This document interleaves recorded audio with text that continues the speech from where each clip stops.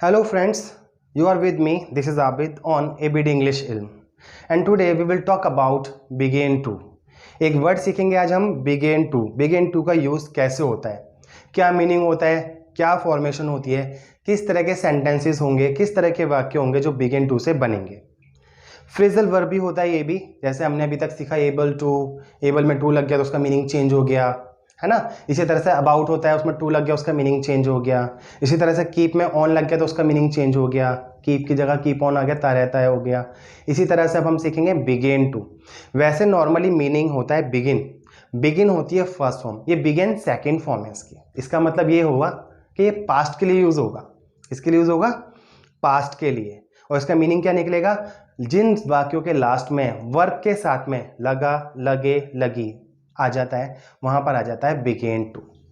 जैसे वह आने लगा, वह रोने लगी, वह हंसने लगा, वह मुझे देखकर शर्माने लगी, बोलते हैं ऐसे सेंटेंस। अचानक बारिश होने लगी, अचानक कुत्ते भौंकने लगे, अचानक तारे चमकने लगे।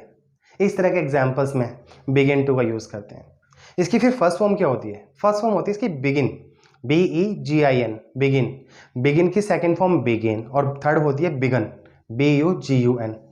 बिगिन के साथ में, वैसे बिगिन का मतलब क्या होता है आपको मालूम होगा, बिगिन का मतलब होता है शुरू करना या आरंभ करना, कोई भी काम या कोई भी चीज आरंभ करना। लेकिन टू लग गया, मीनिंग चेंज, लगा, लगे, लगी। और फॉर्मेशन भी बड़ी इजी होती है क्योंकि सेकंड फॉर्म है बिगिन, तो आपको पता ही है सेकंड फॉर्म जब आती है तो कोई भी हेल्पिंग वर्ब यूज नहीं होती है। एग्जाम्पल्स के साथ में समझते हैं, बहुत अच्छे से समझ में आ जाएगा और यूज बहुत ज्यादा होता है। एक एग्जाम्पल लेते हैं, अचानक वह रोने लगी, अचानक वह रोने लगी। फॉर्मेशन समझिए इसकी, सबसे पहले लगा देंगे सब्जेक्ट, देन लगा देंगे बिगिन टू, देन वर्ब की first form, then object. Begin to, to आ रहा है तो आपको पता होगा टू के बाद में हमेशा वर्ब की फर्स्ट फॉर्म आती है ना। मैंने आपको बता ही दिया है वर्ब रूल्स में कि वर्ब की फर्स्ट फॉर्म कहाँ आती है, सेकंड कहाँ आती है, थर्ड कहाँ आती है, ING कहाँ आती है। अगर आपको ये मालूम हो जाए कि वर्ब की फर्स्ट फॉर्म आएगी, सेकंड आएगी, थर्ड आएगी, ING आएगी, आधी इंग्लिश तो समझिए वैसे ही आ जाती है। फिर मिस्टेक्स होंगी क्या, यही तो मिस्टेक्स होती हैं। फर्स्ट फॉर्म लगानी होती है सेकंड लगा देते हैं, सेकंड लगानी होती है थर्ड लगा देते हैं। तो टू के बाद में हमेशा याद रखना है आपको, जितने भी टू आ जाएंगे, जैसे has to, have to, had to भी आगे आएंगे, विल हैव टू, सब में वर्ब की फर्स्ट फॉर्म आएगी। एबल टू किया था, वर्ब की first form, about to, verb की first form, use to modal भी है, वैसे भी टू आ रहा है, वर्ब की first form, would like to modal भी है, टू भी आ रहा है, वर्ब की फर्स्ट फॉर्म। बहुत सारे लॉजिक होते हैं टू के बाद वर्ब की फर्स्ट फॉर्म आने के। तो बिगिन टू से क्या मालूम हुआ, बिगिन टू के बाद अगर वर्ब आएगी तो हमेशा वर्ब की first form, subject, then begin to, then verb की फर्स्ट फॉर्म, देन ऑब्जेक्ट। तो सेंटेंस क्या लिया है हमने, अचानक वह रोने लगी। अचानक के लिए सडनली आ जाएगा सबसे पहले। सब्जेक्ट क्या है, वह रोने लगी, शी हो गया सब्जेक्ट। सब्जेक्ट कुछ भी हो सकता है, शी हो सकता है, ही हो सकता है, आई हो सकता है, यू हो सकता है, वे हो सकते हैं यानी दे, ठीक है, किसी का नेम हो सकता है। तो सडनली शी बिगेन टू, रोने लगी तो वीप, हंसने लगी, suddenly she began to laugh, वह खेलने लगी, शी बिगेन टू प्ले, वह जाने लगी, शी बिगेन टू गो। अचानक बारिश होने लगी, बोलते हैं ऐसे सेंटेंस, अचानक बारिश होने लगी, suddenly it began to rain. It क्यों है यहाँ पे, नेचुरल है बारिश होना, जितने भी नेचुरल चीजें होती हैं, बारिश होना, सर्दी होना, गर्मी होना, इन सब के लिए इट लगाते हैं, मैंने पहले भी बताया आपको, ठीक है।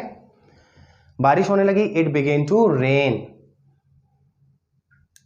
वह मुझे देखकर शर्माने लगी, अब देखो, वह मुझे देखकर शर्माने लगी, शर्माने लगी, अभी भी यहाँ पे वही आ रहा है, लगा, लगे, लगी, शर्माने लगी, मुझे देखकर जुड़ गया है बस, वो बाद में ऐड कर देंगे।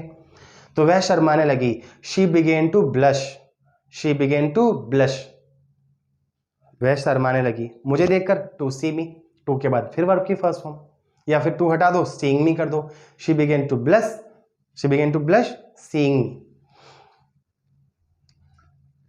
वह मुझे देखकर कुछ कहने लगी, she began to say something to see me, she began to say something to see me. वह जाने लगी, शी बिगेन टू गो। वह गाना गाने लगी, she began to sing a song. बहुत सारे एग्जाम्पल्स बन जाते हैं इससे बिगेन टू। इसका एक लॉजिक समझिए, अगर आप टू नहीं लगाएंगे तो फिर ING फॉर्म भी लगा सकते हैं, तब भी करेक्ट होगा सेंटेंस। जैसे वह रोने लगी या वह हंसने लगी, शी बिगेन टू लाफ, क्या बनना चाहिए sentence, she began to laugh, she subject, begin to, then verb की first form she began to laugh. अब हमने टू हटा दिया, शी बिगेन, अब यहाँ पे आईएनजी लगा देंगे, शी बिगेन लाफिंग, अगर टू नहीं लगाएंगे तो फिर लाफिंग करना पड़ेगा, ठीक है। ये डीपली चैप्टर होता है थोड़ा, लेकिन अभी आप इसको इतना ही समझ लेंगे तो इट्स बहुत इनफ हो जाएगा आपके लिए, काफी, it will be very enough for you, ठीक है। जीरन का टॉपिक होता है एक, जिन वाक्य में ना नहीं का सेंस आ जाता है तो इस तरह से बन जाते हैं वर्ब की फर्स्ट फॉर्म के साथ आईएनजी।